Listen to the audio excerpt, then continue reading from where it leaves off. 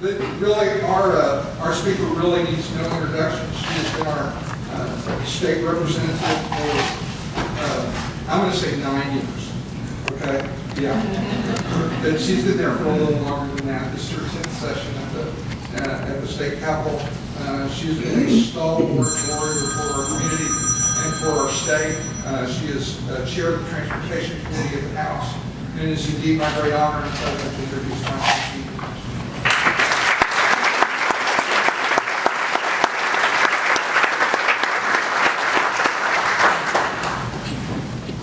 Thank you. Good afternoon, everyone. Got allergies, so I brought my Kleenex this morning.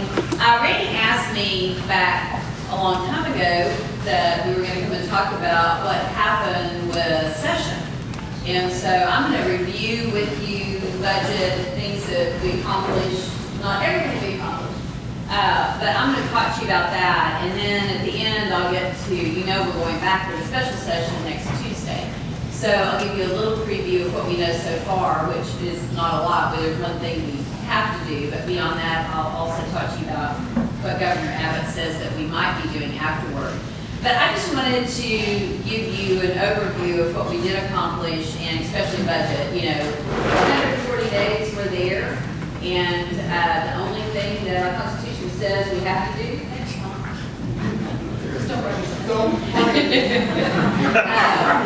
the only thing that our Constitution says that we have to do is a budget and a balanced budget, because in our Constitution we can't deficit spend, which is a great thing. So we're up there for 140 days, and we have our committee hearings, we listen to constituents about issues that are going on, and we do our business. And so I'm going to review with you what the budget and what we did do with some of the budget items. And this session, we always have 7,000 or so bills that are filed. This session, we actually had a fairly low percentage that passed, which is a good thing. We don't need to pass a lot of bills. But it was a different session because we had a lot of hot button issues that were on the table that there was not agreement by the three different bodies. And so, and I want to talk to you about the budget first, because there's some really good things that happened, and there were some really good things that didn't happen that hopefully will be addressed during the special session. Our budget, the total budget appropriated was $216.8 billion in all funds. That's not just state funds, that's also federal funds. It was $107 billion in general revenue from the state. It was an increase of approximately 0.42%, so less than 1% increase. Of course, as you know, because with oil and gas being down and sales tax being down, our coffers were a lot more lean than they were last legislative session. And we also used about $9 million from the rainy day fund, the economic stabilization fund, for our budget also. The one thing it did do, and I had some qualms about it because I am chairing the Transportation Committee this legislative session, which is a huge honor for me. I was very honored when the speaker asked me to do that, because we had some really big issues. I really have enjoyed it. I really enjoyed getting into those issues with TxDOT, our ports, all the different things that are going on. And I was concerned because we did the money that you voted to authorize, and we took $1.8 billion of that money. We transferred it from the State Highway Fund for the budget, but there was a guarantee from the comptroller that is not going to affect us at all, and our projects are going to continue to go, and that money is still there for it. But that was an issue that we really grappled with, and sharing transportation, I was concerned about it, but everything's going to be fine with that. Public education, as you all know, is a big issue for us. That is something that is our major function, and we did fully fund enrollment. We put $75 million away for rapid property value decreasing districts, and we know we have a lot of those, especially in our area. The issue is some of these districts have oil and gas money coming in, they don't have oil and gas money coming in anymore, and so it's kind of a double whammy to them. We did $25 million for high-speed broadband for public schools, and we did $1.6 billion for pre-K, and there was $236 for high-quality pre-K. And also, we put $350 million in a TRS care for retired teachers because that fund was declared insolvent at the beginning of session, and so we want, of course, we want to make sure that that stays solvent. So public education, that's just a highlight of some of the things, and Dr. J knows a lot, there were a lot of other things that were debated and talked about. Higher education, we increased financial funding for financial aid. We increased the number for graduate medical education slots, which is huge. That's something that has been an issue for many years, and we really need to do that because we need to have these places for our residents to be so they stay here. We maintain the formula funding, but there was a lot of reduction in higher education. The reduced special items by 10% for formula funded and 5% for special items. And I won't go into exactly what all that is because there are a lot of different things that qualify for those. And it's been something that's kind of been ongoing, talking about for a while to change the way that funding is done. Institutions were cut 4% for their funding. Community colleges that took a pretty big hit last legislative session, and something that we really need to work on because our community colleges are our stability where students start. And community colleges actually had a $22.9 million increase over the last legislative session in funding. Locally, you have UH Victoria took a pretty big hit, and I'm very concerned about it, but there are also extenuating circumstances with that, which is some transitioning of some of our programs. The program that's moved to Katy, our business school program, our nursing program being reorganized. And so some of those cuts had to do with that. And I know that Vic Morgan and his staff are working very hard to work on those transitions, and things will be better. But when you look at the funding, those are part of what the transition is. Downward expansion was reduced by $1.5 million. We are still one of the few schools that are in the downward expansion arena, and we need to have more funding in that because we're growing rapidly. And so that was a disappointment that there was that much of a cut. And there was also a reduction in institutional enhancement. So Victoria College, I think, did very well. I think yours was only about 1%, and that was just because of a little bit of a decline in enrollment. But you know, anytime there are a lot of jobs, and that goes back to 2 years ago when you look at funding, as you know, when there are a lot of jobs, like when we had the Eagle Board Shell going so hard and fast, everybody goes and works, and then when that slows down again, people come back and finish their education, or leave their education. So numbers are up, and they're doing well. We also, for women's health, we put $30.4 million in the Healthy Texas Woman Initiative, and I'm very proud of that.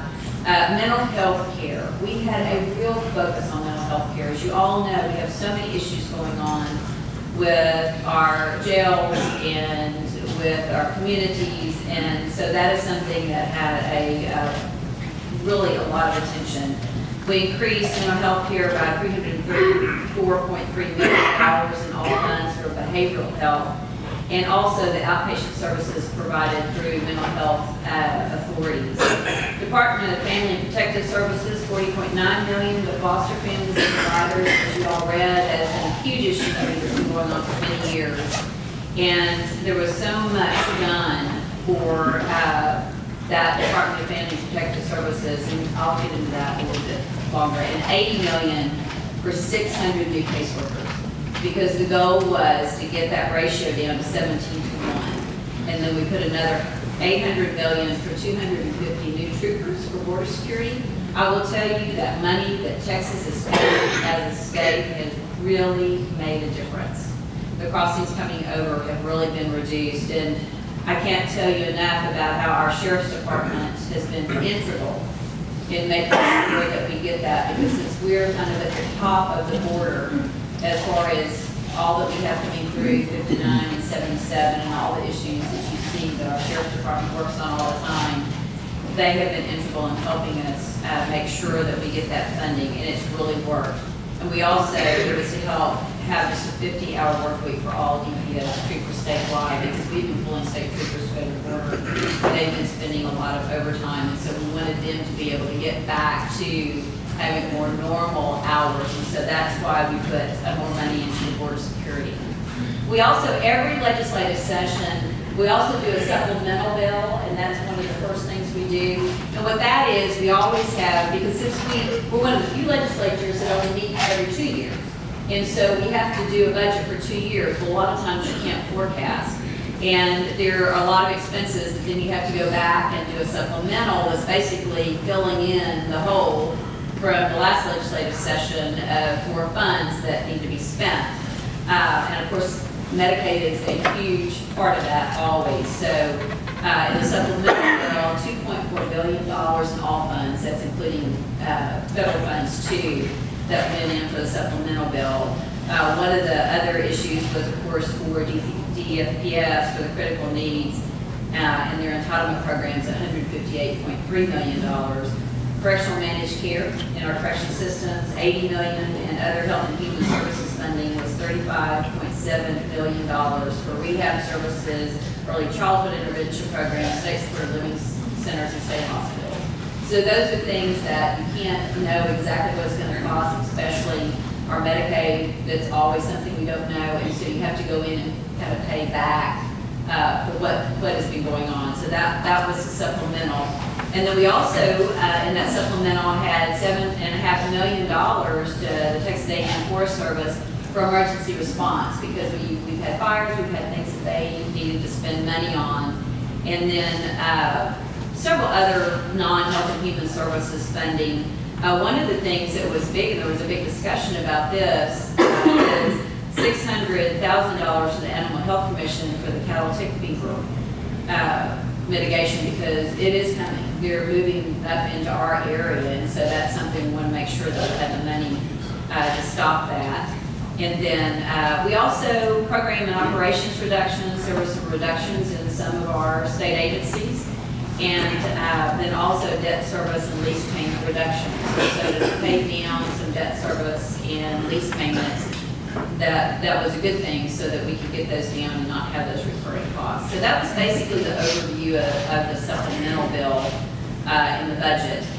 And I'm just going to run through some of our major issues, not all of them. I will say, I kind of look back at this when I was reviewing a lot of the bills. Law enforcement was a big issue this legislative session. We did a lot for law enforcement. Of course, the money in that new troopers money, but we did a cybersecurity bill. There's been a lot of cybersecurity. We're very worried about that in our state agencies, and so this is for training on that. Just numerous bills of things that we did for our first responders, our police officers, to help them, things that they needed. And with our human trafficking, we did a lot of funding to work on that too. But I started looking through all the bills. I mean, there's just pages of things that were great. The Bulletproof Vest program grant. One of the things you locally, all you guys would be interested in, the concealed handgun license. You know, it was $140 originally. We reduced that to $40. So it's a huge reduction. And then when you renew your license, it's only $70. And so that was something that we did. And also, there's no longer a caliber requirement for the CHL period.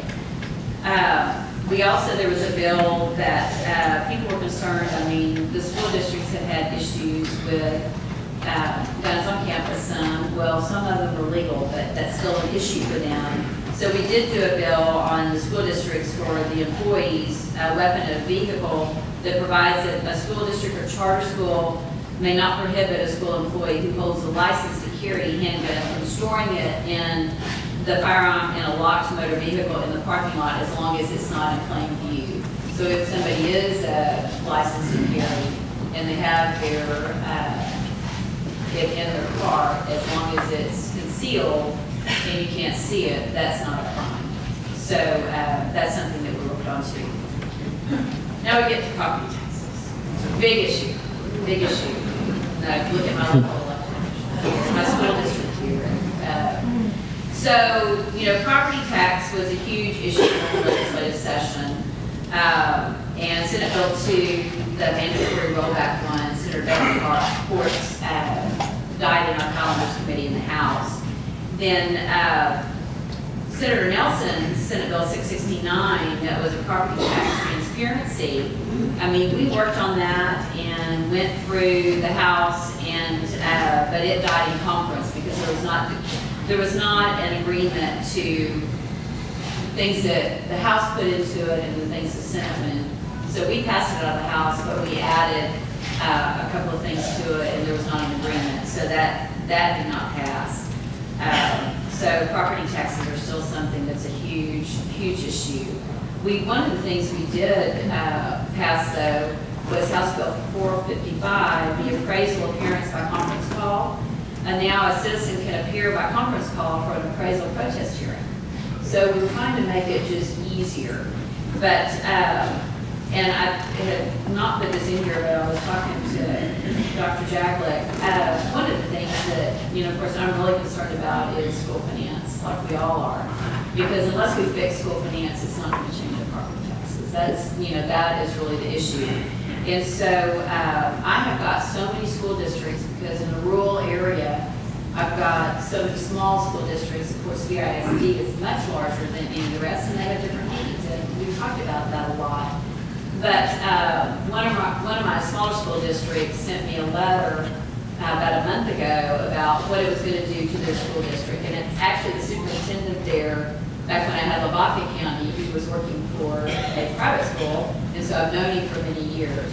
And so he sent me this letter of concern of what's happening with theirs. And so I did a letter to the governor, that went to the governor, and it was also to the lieutenant governor and to the speaker, and sent a copy of the letter that was sent to me and said, we really need to address this during special session.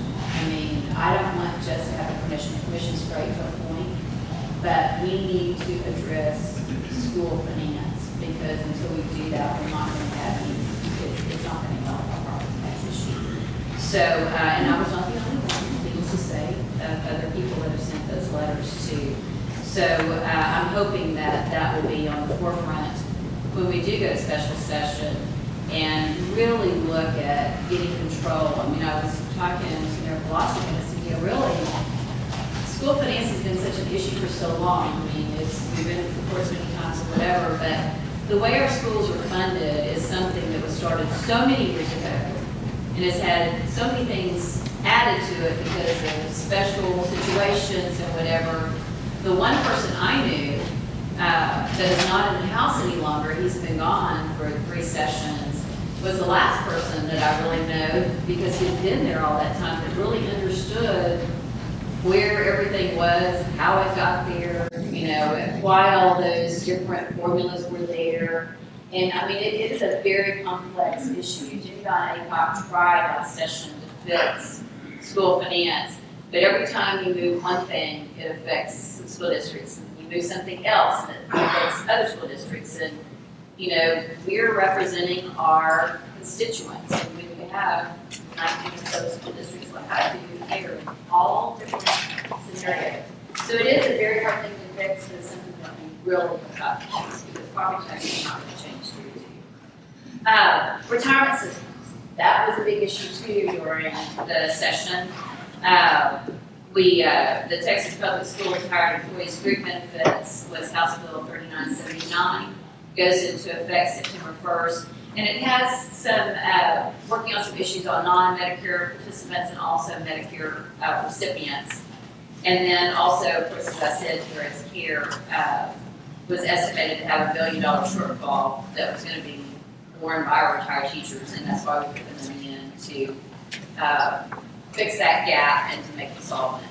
And there were issues with Dallas, with their pension plans, the firefighters and police, and also Houston. Those were resolved. It was not an easy deal, but it was something that was going to really impact them. Transportation. I love to talk about transportation now. Transportation, I really have enjoyed sharing transportation. And we had some major issues that we worked on, and we have a lot of other things that during the interim that we're going to work on. And Senator Nichols in the Senate that heads up transportation we worked very well together, and I really, of course, he used to be a textile commissioner years ago before he ran for the Senate. So he's very well versed in transportation, and he was just an awesome partner, and we worked together very well. There were several things that came through my transportation committee that were big bills. The texting ban that for several sessions has come through and not made it totally through both bodies, but we did pass that House Bill 62, which Craddock and Zachary were the two that sponsored that, and they have been working on that for many, many years. We passed that, so the texting ban is going to be statewide. There's not going to be, you go from one community to another community and not know. So you cannot text and drive starting September 1st. And then House Bill 100, which was actually the Uber and Lyft bill, came from my committee also, and I was a joint author on that. And so that made statewide regulations also for any ride sharing. And so if you go to a community, you know where you can get a ride, you can use your app, and it's going to be the same everywhere. There were several communities that had different regulations. There were some that were taking percentage. So that's all the same across the state. And as you've seen here in Victoria, Uber came, Lyft was here first, and then Uber's coming too. So you're going to see a lot of expansion of this into our other communities, and I think it's going to be a real plus for us. There was also another issue that came through transportation too that's really important is police interaction education. We put together, that starts September 1st, whenever driver education courses, when our children go through those, this is basically just saying, okay, if you are pulled over, this is how you interact with a police officer during a traffic stop, just basics, to know what you should do and what you shouldn't do. And so that's going to be in driver's education. And I don't know if John played here, I don't know if John was here or not. We have commercial trailers has always been an issue because of the way that permitting has been from our state to another state, it's different, and there's a federal permit. And so we did a way that you don't have to have a separate permit in Texas anymore. If you've got the federal mandated inspection, you're good. And so I think there's been a lot of confusion about that for a long time, and that's one of the things that we worked on too. And the big bill that we passed out of transportation was one that Senator Nichols had been working on over the last year, and I sponsored it in the House. It was funding for court access. And we are, with our court system, there are so many courts, people don't even realize how many courts we have up and down our coast. Of course, with Houston being, the major port, but they're so crowded, and manufacturers could not get their containers from the manufacturing place to the port if they were inside a particular area because the rail it took like 8 days. And so this was an issue that Senator Nichols worked on, and then we worked on during session. And there are going to be special trucks with special safety features that'll be able to take a full container from a manufacturer, transport it to the port without having to unload it at the warehouse, redistribute it, and go through all this time frame. And so it's really going to help with the manufacturers. And so this was something that was a big issue that we worked on, and it passed. And I cannot tell you, our economic development deal was so instrumental in helping. And I have to say, Sharon, where's Sharon? I know you're here. Where's Sharon? Sharon saved the day for us. We had a bill that went through the Senate, and I'll tell you all this, that was fashioned by another area that has court stuff. There were some issues that didn't fit for our coach, Sharon Geanie. And she really helped us. And this is what it's all about, that everybody works together. I mean, this is something that already gone through the Senate, and it's already over to us. And we found a glitch that Sharon helped us fix, and which made it better for not only Victoria, but numerous other courts that we have that would have had a little glitch, they would be included, and everybody thought they were included. So Sharon, thank you.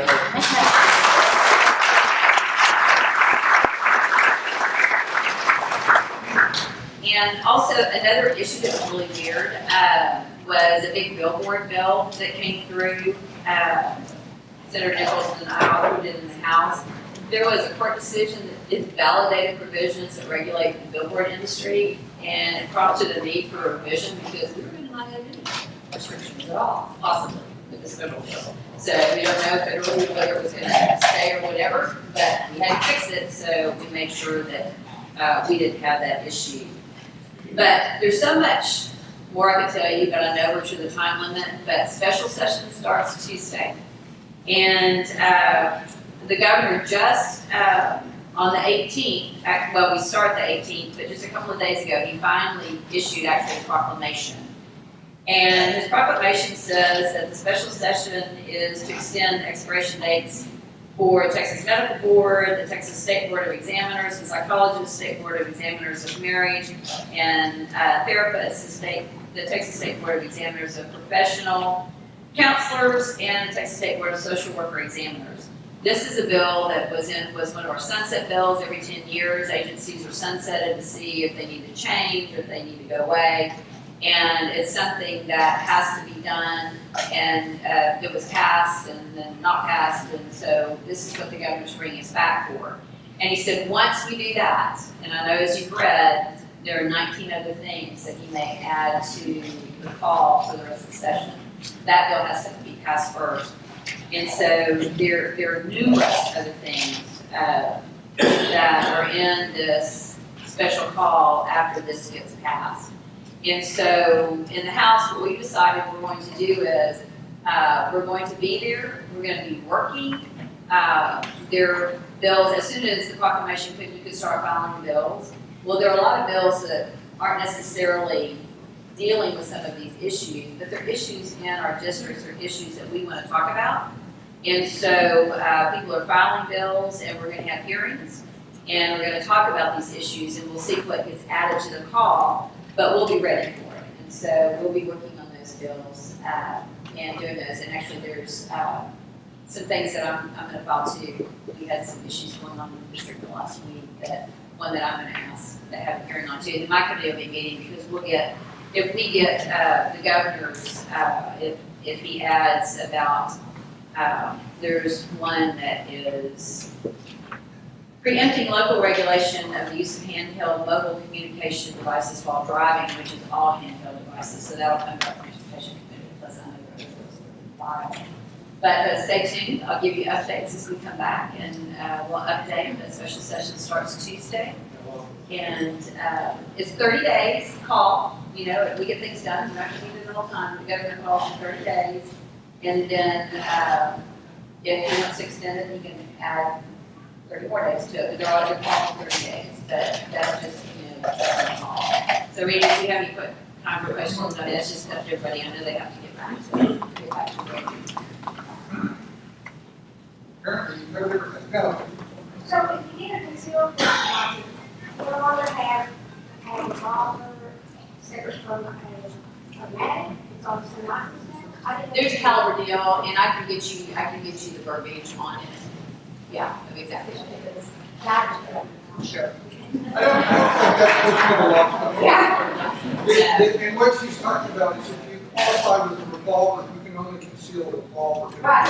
If you qualify with an automatic, usually you can conceal either an automatic or a revolver. Right. I think that's that verbiage is still Geanie, thank you so much. Again, the superintendent of schools for the and how schools are playing right now and representing different communities or communities across the state and school funding and funding. How all that's falling in place. We all know that even though the school funding system now is constitutional, it's not broken, it needs a whole overhaul. And so every time we call to do recovery, we're always been supportive, we're always been responsive. I just want to make sure everybody knows that we truly appreciate you. Thank you, thank you.